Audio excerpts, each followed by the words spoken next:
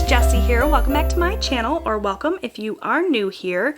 In today's video, we are going to be writing out the budget for my husband's paycheck number 2 in May. So this is the second paycheck of the month. The paycheck date is May 11th. And we are just going to get started writing out this budget. I'm going to try to make this video pretty darn quick. It's a pretty simple budget this week.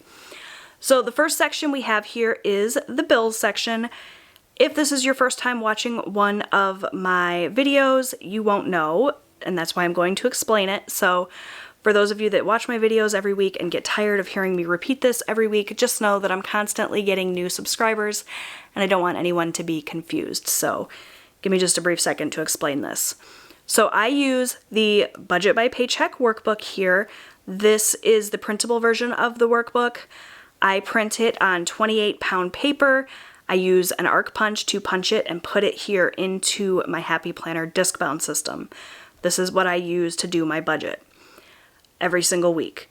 Under this bills category, I put anything that is going to be paid with my checking account. So it's any bills that I'm going to pay, but it's also my groceries every week since I use my debit card for that, and anything else that I'm going to use my debit card for. We primarily do a cash budget, so a lot of what we do for our budget comes out in cash, but under this bills category is anything that's not being paid in cash. Hopefully that explains it. So the first item that we're going to write down is my grocery budget. I use the Walmart grocery pickup service for my groceries, which is the reason why I can't use cash, because it's an online transaction. Obviously, if I pulled it out in cash, I would just have to turn around and put it right back in the bank to cover that transaction. So I just skip it and put it here in my bills section. For groceries this week, I am going to budget $100. We spent quite a bit last week. You can see $250 almost on groceries, and we have quite a bit left, so I'm able to do a lower grocery budget this week, which is nice. So I've budgeted $100 for our groceries for the week. And the other thing I'm going to do under this bills category this week is actually write in our gas, because I've already filled up for the week and I just went ahead and used my debit card for that just to make it easy. I hadn't pulled the cash out yet. I hadn't filmed this video. So I filled up my tank. It took $30, so that's what we're going to budget, $30 in gas. And I'm just going to stick it under this bills category since I'm not pulling that out in cash. Next thing I'm going to do is actually write in our bills for the week. And for that, I need to flip to my calendar page. So this calendar page is a page from an Erin Condren monthly planner that I just uncoiled and punched and put here in my planner. All of the stickers you see on the page are stickers that I made for myself, so you cannot get these anywhere. But you can find very similar stickers, transaction tracking stickers, as well as these decorative stickers on Etsy. If you just go to etsy.com and search budget planner stickers, you should find everything you need there. I just use this calendar page to keep track of all of my spending. This is where I write in all of my transactions. I know a lot of people use like a check register where they will just write out each of their transactions. I like to do it this way. I'm a very visual person, so I color code all of my transactions based on a system I created myself, and I just use the calendar to indicate where I've spent the money. So all of my bills are written in this light blue color here, which I hope you can see. And this is the week we are looking at currently, the week of May 11th through the 17th. So we're just going to look for any blue stickers here, and those are the bills we're going to pay this week. And looks like we have just a couple, Michigan Gas and DTE. You can see Michigan Gas is slated to come out on the 17th for $46, and DTE is going to be $212 on that same day, so that makes it real easy. I already have received these bills, so I know exactly what they're going to be, so it's really easy to budget for. So we're just going to write those in then. So Michigan Gas, That's our gas bill, by the way. We said $46 is the budget for that one. We're on the budget plan, so we pay the same amount every single month, whether it's winter or summer. Here in Southeast Michigan, with the temperatures constantly changing, it's just a lot easier if we do that. We set it up right through Michigan Gas. They just took our yearly amount that we use and divided it by 12 and gave us that $46 every single month. At the end of every year, they reevaluate, and that will go up or down based on our usage, but we pay the same amount every month, and it makes it super easy. DTE is the same. That's our electric company. We do the same thing with them. Same amount every single month. And what did I say that amount was? $212. So that's how much we are going to budget there. And that's it. Those are all of the things I'm going to be paying with my checking account this week. Everything else will come out in cash. The only exception to that is any extra debt payments we make. Obviously, that money stays in the bank and gets paid right to the debt.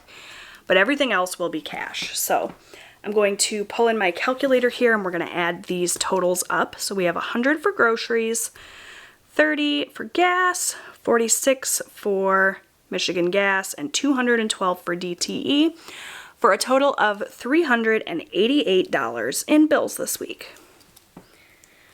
So that is the budget. At the end of the week, I will come back and I will fill in the actual column. That will be a separate video. That'll be my budget results video. You guys can be on the lookout for that around Monday or Tuesday of next week. But for now, this is done, and we're going to move on to cash envelopes. So everything that I write in under cash envelopes is cash I'm going to take out of the bank that will be spent this week. So it's all of our weekly expenses that we can pay in cash. The first of those is my husband's spending money. So when my husband and I first started out on this debt-free journey and decided that we were going to make it our goal to pay off our credit card debt as quickly as possible, we knew that we were going to have to curb our spending. And so we sat down, we had a nice long budget meeting, if you will, and discussed how much he needed to feel comfortable getting through each week. We tried for a little while to just have him use his debit card and track what he was spending, but I'll be honest, that was causing some arguments and some disagreements in our household, because I was having to nag him every day to show me receipts, and I was questioning every little purchase that he made, and it just did not make for a very happy environment here. So we decided pretty early on that the best thing to do would be to pull out the money that he wanted to spend in cash. I give him that money at the start of every week, and that's his to do with whatever he wants. He doesn't have to answer to me. He doesn't have to show me receipts. He can just spend it any way that he wants to. And as long as he doesn't, come back and ask me for more money or swipe a debit card after he spent all his money, everything was golden. And we decided at that point in time that he wanted $40 a week. Actually, I think originally it was $50, and over the course of time we raised it and lowered it, just depending on our situations. Either way, right now, I give him $40 at the start of every week. That's his money to do with whatever he wants. If he has money left over, he rolls it over into the next week. He doesn't give me change back. It's just $40 we take out of our budget, and I count that as spent. And then he has the freedom to do what he wants with that money. So that's that. $40 for him. Likewise, same situation. I get $40 as well, and I don't have to answer to him what I spend it on. Actually, he's pretty hands-off with the budget in general. He doesn't really care where the money goes or how it gets spent. As long as he gets his $40 a week, he's happy. He leaves me to kind of figure out, what bills we're going to pay each week and how much we're going to pay to extra debt and our sinking funds and whatnot. The budget is very much my territory. That's how he likes it. He goes out, he makes the money, and I'm the one that spends it, essentially. So yeah, $40 for him for spending money, $40 for me. Next up, we have my son, Austin. He's 13. He gets an allowance every week that he does his extra chores and things around the house. and that is $20. So that's something that we will have to pull out in cash. Typically, my oldest son also gets $20 from us. My oldest son's 18. He's an adult. He's pretty self-sufficient. He works full-time. He takes care of his own needs, so I don't need to give him an allowance. But I usually give him $20 a week to put into his gas tank because he drives my son to school in the mornings. This week he's not doing that, so this week I'm not going to give him that $20. So that's the reason why you won't see that in my budget this week. School is going to be over here pretty quickly. I think the last day of school is like the middle of June, so that's an item that we won't have to be putting into our budget for very much longer. But just in case you watch my videos every week and you're used to seeing that and you were wondering why it's not there, that's why. He's not driving my son to school this week. So nothing for Robert this week. He's perfectly fine though, you guys. Like I said, he makes his own money. He is still living at home, so he has very few responsibilities. So he has way more spending money than I do, for sure. I actually considered sitting down one day and filming his budget, so I can talk you guys through a little bit about how he handles his money, since it's a totally different situation, you know, a single man living at home with his parents. So let me know if that's something you'd be interested in seeing, and then I can talk to him and make sure, obviously, that it's okay with him that I'm sharing that information. But I think that could be an interesting video, just so I could show you guys a little bit of a different budget. Anyways, next up we have lawn care.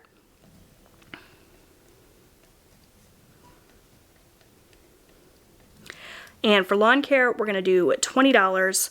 I'm actually going to take the $20 that we had budgeted last week and did not end up spending and just kind of roll it over into this week. But I want to make sure I write it down so that we have it. We're not going to put gas in here since we already took care of gas in the bills section.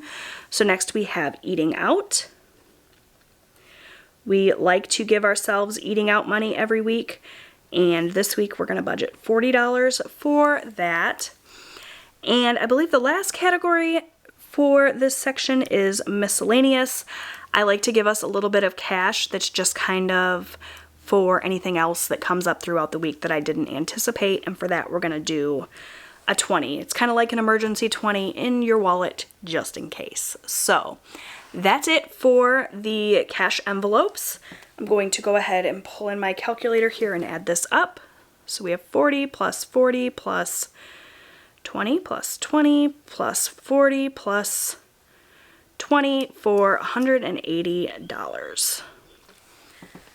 So that's how much cash I need to pull out for this week that will be spent this week.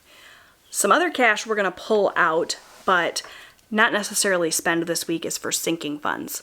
So if you're not familiar with sinking funds are essentially little mini savings accounts. These are for expenses that we know are coming up in the future that we want to be prepared for. So I always like to use Christmas as an example. We don't want to wait until November 2021 to start thinking about Christmas, because Christmas is a big expense and it's not something we can comfortably just pull out of a paycheck. We spend quite a bit on Christmas gifts for our kids and decorations and fancy dinners and stuff around Christmas time. So rather than wait until November and then swipe a credit card like we've done previously to handle Christmas, we like to set aside money here and there throughout the year, little bits at a time, for Christmas, so that when November rolls around and we're ready to start our Christmas shopping, we have a little nest egg built up that we can use to take care of those transactions. We have more than a dozen sinking funds of various categories that we are saving for things that are coming up in our future, but we don't put money into each of those sinking funds every single week. For one, my husband just does not make enough money to do that. We're a single income family primarily. I have my little side hustle here with YouTube, but the bulk of our income comes from my husband. And so, you know, sometimes we have a lot of money to put into sinking funds, and sometimes we have a little bit of money to put into sinking funds. My husband's paid based on commission. His paychecks are not the same every month. They fluctuate, or every week rather. So We just pick and choose the sinking funds that we are adding money to based on how much money my husband earned that week, what our other goals are for that week, and what we have coming up. So, you know, I might not be focused so much on my Christmas sinking fund since Christmas is in December. I might be more focused on my Father's Day sinking fund since that's coming up sooner. It just all depends on our goals. We're going to be adding money to quite a few sinking funds this week. We have really neglected our sinking funds lately because we've been focusing so hard on paying extra to debt. And so we've let our sinking funds dwindle down quite a bit. So I really want to focus in May on building them back up. So we're going to add a small amount of money to quite a few funds this week. The first one being our campground fund. So we have a campsite at a campground that we pay for annually. We park our camper there. It is there all year round. We do camping and amenities in the spring and summer and fall, and then it's winter storage as well. It costs us about $1,400 a year for that site. And like I said, we just put a little bit of money away here and there so that we have that $1,400 when it comes due in October, rather than having to come up with $1,400 all at once. So for our campground fund, we're going to add $50. Next up, we have car maintenance. It's another fund that we like to add money to, just so that we have a little bit of money set aside should we have our car break down and we need to make some repairs. This also covers things like oil changes and regular maintenance. We're just going to add $20 to our car maintenance fund this week. Next up is that example I gave you guys. It's Christmas. And we are going to add $30 to our Christmas fund. The next fund we're going to add money to is my husband's sinking fund. I have a sinking fund set up for him for some equipment that he wants to buy for work. He has a certain amount of money that he wants to save up so that he can buy a few things, and I just throw some money into that sinking fund here and there when we have extra to do so. This week we're just going to add $10. It's not a lot, but every little bit helps and adds up. Next up, we have holidays. So my holidays sinking fund is for all of the holidays other than Christmas. Christmas is our big expense in terms of holidays. We really go all out on Christmas. The other holidays, Easter, Thanksgiving, Halloween, those we spend less on. So we just have one holidays fund that we lump all of those holidays together. And this one is another one that we're not putting a ton of money into, just $10, but every little bit helps. All right, next up I have pets. This pets fund is for vet visits as well as cat food and cat litter. We have 2 kitties, Sirius and Jax, my little fur babies. And our pets category is going to get $10 as well.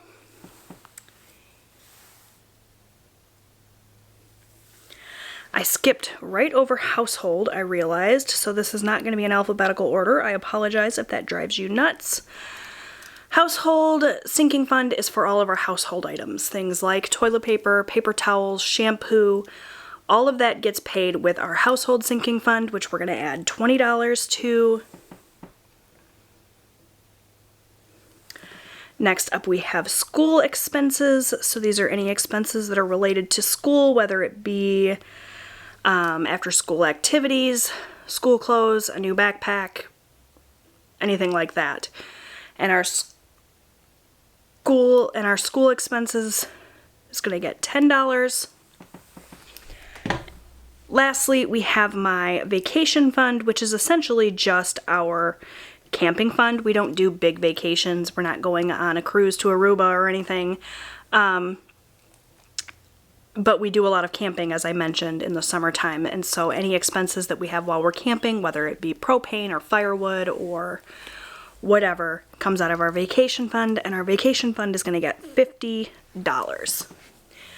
So that's everything we're going to put into our sinking funds this week I'm so excited to be adding money to sinking funds again because we were really behind on stuffing some of these funds. So we're just going to add this up. 50 plus 20 plus 30 plus 10 plus 10 plus 10 plus 20 plus 10 plus 50 for a total of $210 going into our sinking funds.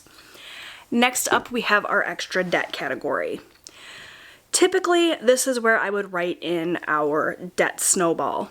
Over the course of the last year and a half or so, every single week we have made a debt snowball payment to the credit card that we were currently working on. However, as I mentioned, we've been really bad about adding money to sinking funds as regularly as we should.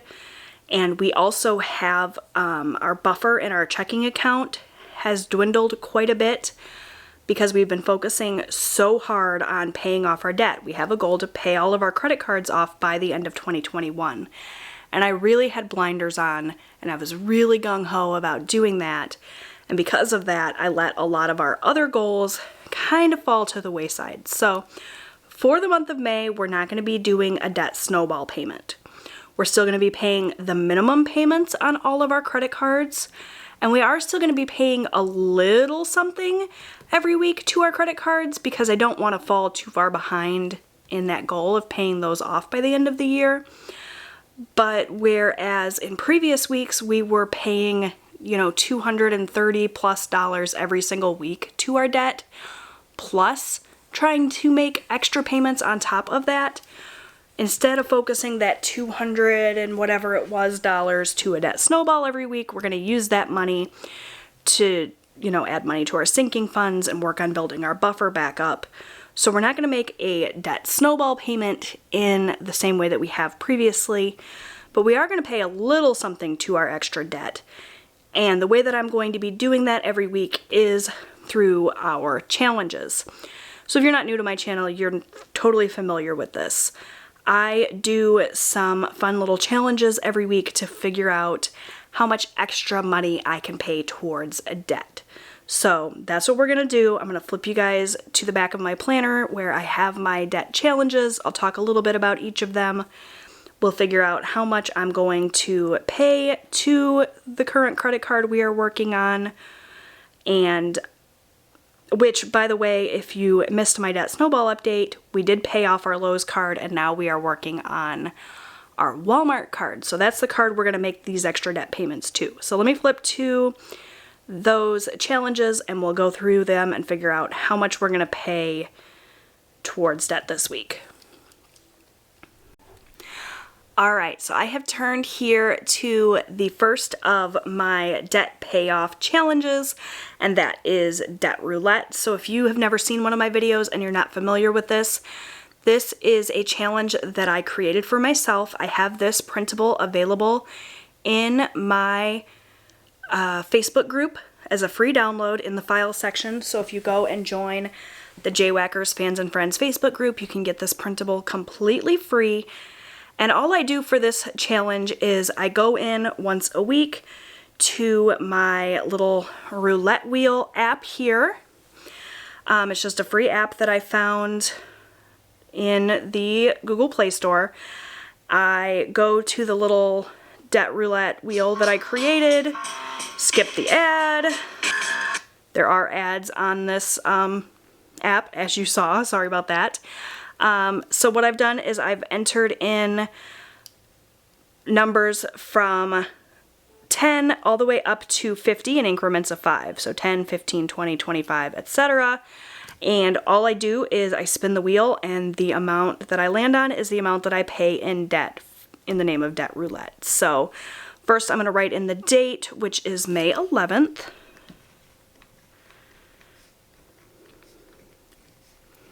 That's how I do it. I just use each of these lines for a new payment, and then we're going to spin the wheel to see what we're going to pay.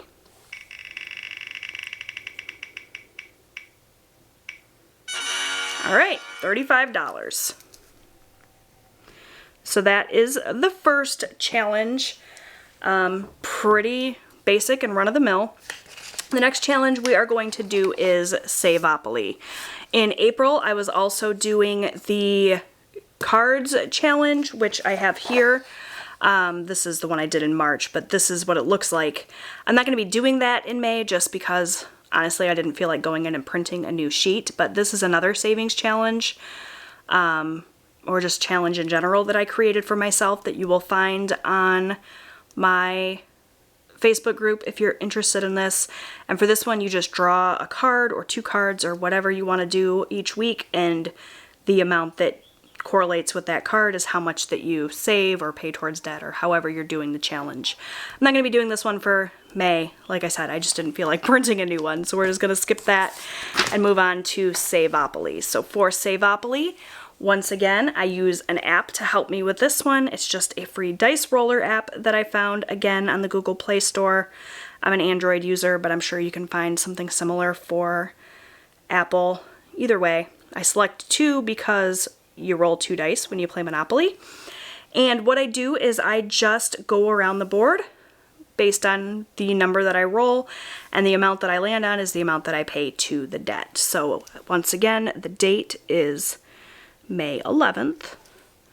And last time I played this, I landed on this $30 square here. Hopefully you guys can see. I can zoom in a little bit. There we go. Last time I played, I landed on this utility. So now we're going to roll the dice.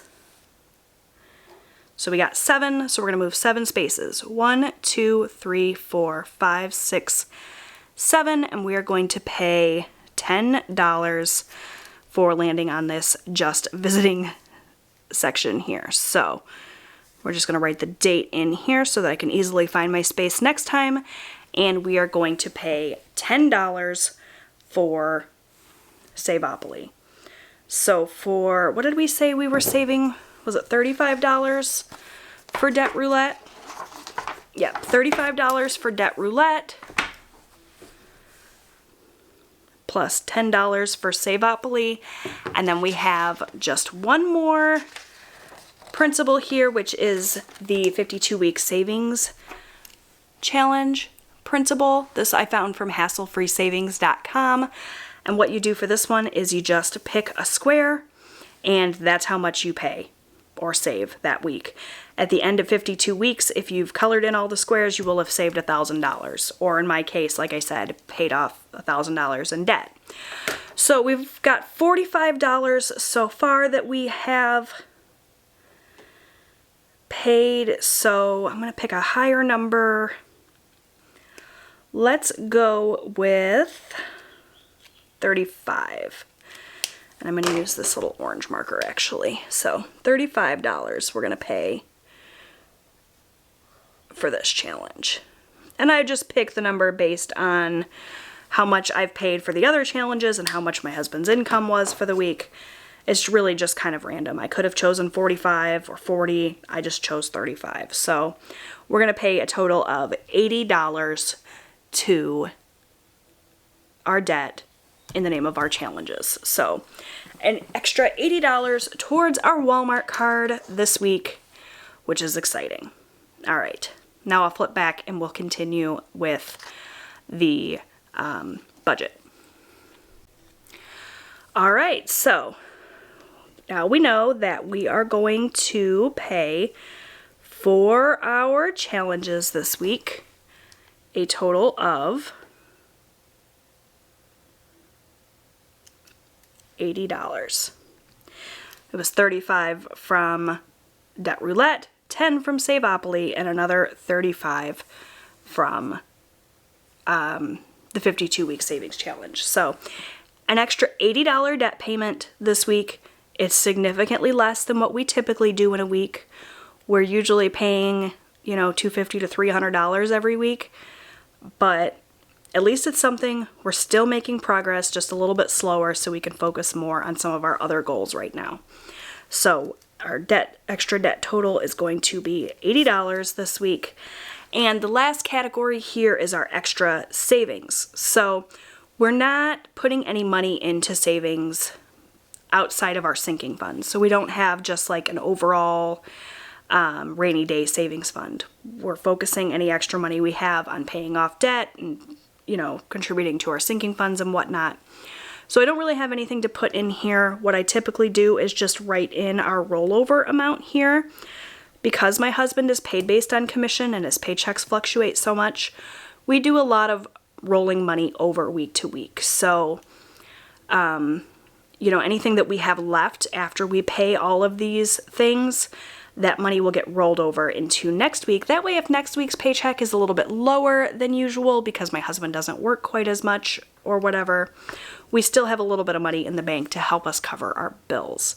I don't write in the rollover amount because I do a zero-based budget, and if I wrote in this rollover amount, it'd be too easy for you guys to add up all the totals and figure out how much money my husband made, which defeats the purpose of not disclosing his income. So I'm not going to write this rollover amount in here, but just know that we are going to have a little bit of money to roll over into next week, and that I will write in kind of off camera on my own.